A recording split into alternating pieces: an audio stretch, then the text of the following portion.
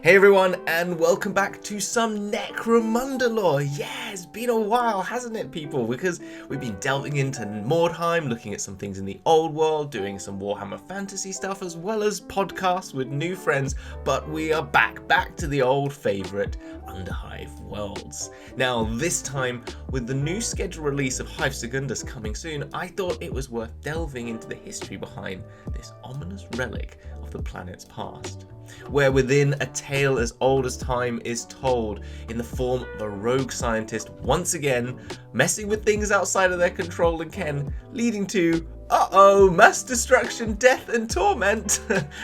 Yeah, another lovely one as ever. Anyway, before we get started, I need to do the YouTubery bit and ask you to like, subscribe and click that bell for notifications. And that is very pertinent for this one because in looking at the lore around Hive Secundus, it's very clear that it's going to be leading on directly from the events that happened in the Aranthian Succession campaign that's just finished in the previous version of Necromunda. And as such, I'm pretty hyped and wanting to do a really deep dive into the stories of those three books very clearly on here. I mean, I've done already a short version that looked at the first two books just before the third one came out, and you can see that here, but that was only a very surface layer look at things. But now I think it's worth, just before we get going, to do a really big overview. Anyway, that's enough of that, because now there's nothing left to do than roll the damn tape.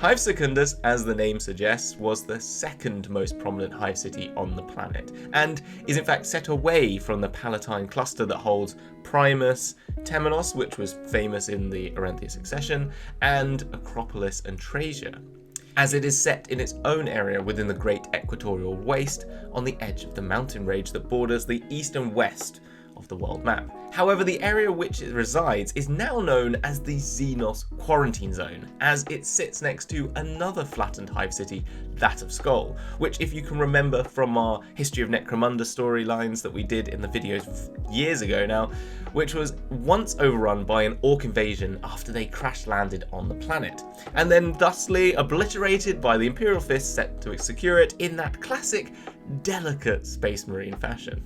Hive Secundus, before its tragic downfall, was in fact considered in some ways more advanced than its grander sibling, with a profile known as the heart of learning and enlightenment, with even some calling it the jewel of Necromunda, which meant many scholars were sent to study in their grand archives in which it held. This reputation then is what brought the famed tech priest biologist Hermiatus to its realm to study for his great, totally cool, so obviously never gonna go wrong experiments. Now, Hermiatus thought, I'm gonna take some genetic material that he had gathered from gene stealers and thinking, you know what, it's high time I try and work out some form of manipulation of this code and see what happens. Now, the exact reasons or theories he was trying to consider or the benefits he felt he could find in this is unknown. But as an aside, I kind of came up with my own story for it in my Outcast gang that I made in our Tale of Four Ganger series, because I had this idea that it maybe had something to do with working to try and overcome the plague that had come and overtaken the Hive of Mortis.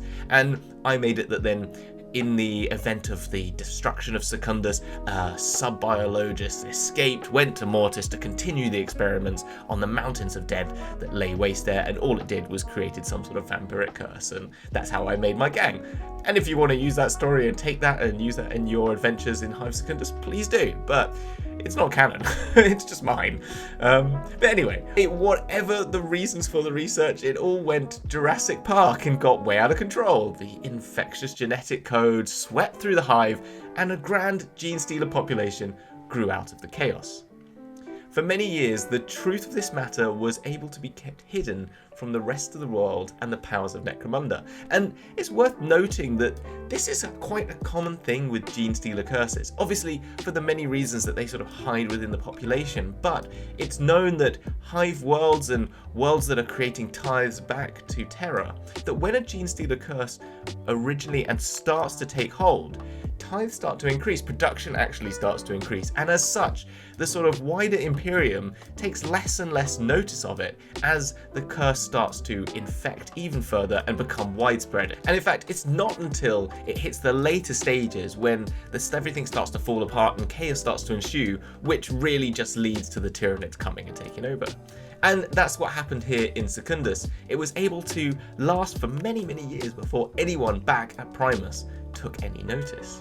However, once it was realised by Helmar and his folk in Primus, he ordered the planetary defences that protect the world from outer invasion to be turned around onto the city itself, and a radioactive bombardment was levelled upon the Hive. Now, due to the inherent size of the city, as actually in fact the tallest of the Hives, though narrower, the destructive power of this bombardment forced the immense spire to topple over onto its side and crash to the ground. It did so with such a force that earthquakes emanated across the wasteland all the way to Primus. Now, even though the military laid upon the city an enormous and literally seismic amount of radioactive material, it did not eradicate the curse. In fact, and in all the grim dark glory of the 41st millennium, it made it worse. Much worse. As you well know, Hive cities are not just towering edifices rising high up into the sky. No, like the anthills that they resemble, they burrow far deep into the earth, and thus, using the inherent nature of the Genestealers, that infiltrator essence, that viral need to maintain and grow its infestation, it buried itself deep within the Hive as the bombs fell. Now, most things still would then find themselves irradiated husks that would succumb to the sickness that follows. Yet here, like our beloved turtle ninjas, they were mutated from this radioactive exposure into more sick and twisted forms of the curse, known as the Malstrain. The Malstrain, as mentioned, is warped by energies to become something other, and in fact more eldritch than its tyrannidical past.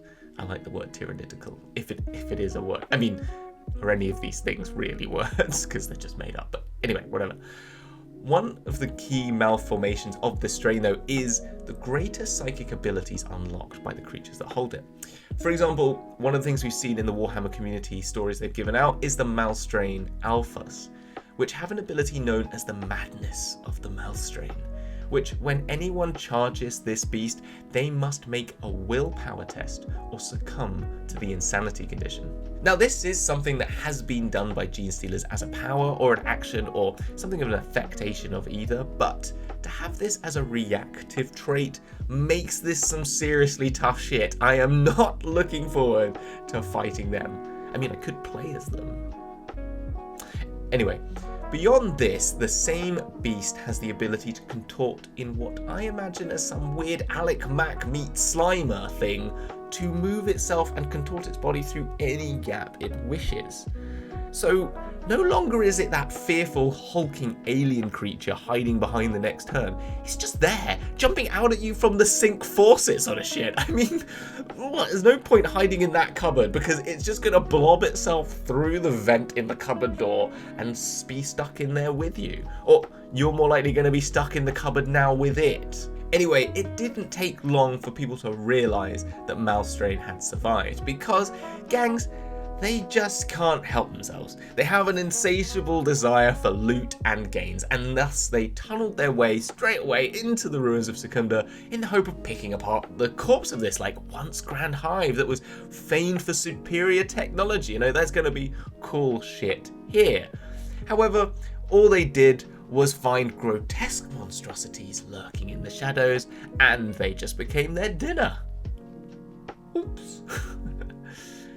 The Lords of Primus then demanded an exclusion zone was set up in the form of a ring of trenches and redoubts known as the Dust Wall, to be manned by an ever-present troops that lay endless vigil on this ruined Hive world. Now, again, as ever with the history of the Necromunda peoples, they are never ones to listen to authority nor balk at any chance of caning some cool shit, and thus, gangers of all types still try and enter the city. And it's been noted in the latest part of the Aranthian Succession and in all the stuff that's coming out on this new Hive Secundus is that the Spirers are back. Now, as much as the lore of them is pretty awful, they had some of the coolest models in the old Necromunda series, and I think the new ones look equally cool, and I'm so glad they are back. And they're here and doing what they do best, which is using their exorbitant wealth to buy the best gear and go on hunting sprees. But this time, the sport is Malstrain. How does this all follow on from the previous campaign storyline of the Aranthian Succession? Well, I'm going to tell you now. But if you do not want spoilers for the third and second books of that series, then just skip to the end now and you can listen to the little bit that I talk about in the outro. But if you are interested, stay on board. Because in the third book, Ruins of Jardlan, we first come into contact with the Malstrain once again, in the forms of the ruins itself. Now, Jardlan is a squat outpost situated in the shadow of Secundus within that exclusion zone I mentioned earlier. And we will find that it is destroyed, but more on that later. Because it is only revealed in full through the tale of Lady Hera's treacherous and deadly escape from the Palatine cluster. Now, that is due to the uprising of Ozostium Aranthus, the godlike spirit of the past who has set in motion the rise of Lady Credo and the rebellion that has sundered this planet into irrevocable chaos. The Lady Hera then, in desperation to find aid amongst a waning force to either desertion to the Aranthus side or just loss of her own kin through both her own machinations of succession. I mean, she has killed a few of them, as well as the civil war that has encapsulated the Spire. She seeks like one last hope in the aid of the Dust Wall, because that is a huge force that is constantly barricading and encircling the ruins of Secundus, and are sympathizers to both the Imperial and Helmwar cause. So thusly, she tries to get to them. However, the Dust Wall already finds itself stretched thin as it is being battered by a grand offense by the Malstrain, all the whilst Secundus is in the grips of a huge vortex storm. Now, due to this and many other encounters along the way, the Lady Hera is diverted from her quarry of the Dust Wall and is forced into an alliance with the surviving exiled squads of the aforementioned Jardlan to escape the wrath of the nomads who are chasing her and their leader, the Lady of Ash, who is in pursuit of something we as of yet unknown. Now, Hera and the kinfolk seek to reach the settlement of Jardlan. They, however, get there in time to only find the city is destroyed, and in classic Moria fashion, "This is no mine. It's a tomb." happens because the peoples of Jardlan are piled high amongst the corpses of Malstrain aberrations. Before they're given time to even comprehend the devastation in front of them, the nomads arrive in tow, and Hera is engaged in a brutal battle with the Lady of Ash, only to be saved at the last moment by the leader of the Dust Wall Guard, Provost Marshal Logan, who, through his own epic journey through the Vortex Storm, had made his way there, knowing that Hera had crash-landed. Anyway, just as he sees her getting near fatally wounded by the Lady of Ash, he picks her up, chucks her through one of the access gates that leads to the underhells of Secundus, slams the door shut, and as she lies there bleeding out, all she sees is the Lady of Ash descending upon this Lord Provost with her huge Terrorhawk, which is very cool. Bleeding from the many wounds and in a near-death state, the Lady Hera lies there, only to be found by her younger by one brother, the 14th son of Helmar, and his Spira armor-clad band of warrior kin. On her revival through Stims, she is greeted by them with the promise that treasures lurk in the heart of Secundus, a weapon great enough to kill a god, and in this case, the opportunity to strike down Ozostium and regain control of the planet. Now, this is lucky, as without getting too deep into the lore of the Aranthian Succession, it appears Ozostium is a force of grand potential and with nefarious machinations to boot, because along with himself and a bunch of many lost siblings who have been scattered by Helmar himself and hidden from the rest of his family across the planet, has a grand psychic ability which seemingly is controlling the planet into submission of his rule. And this all sets up amongst the great Xenos threat that looms in its head once again in the Malstrain, a serious fight for control and future of the planet, both from the rise of Aranthus, but also in whatever is going on with the Nomads, particularly with the Lady of Ash naming Hera as sister.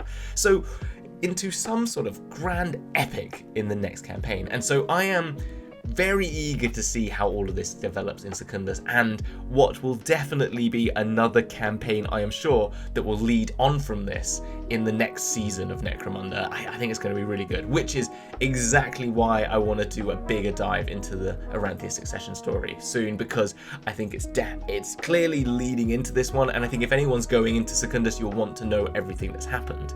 So we'll get onto that later.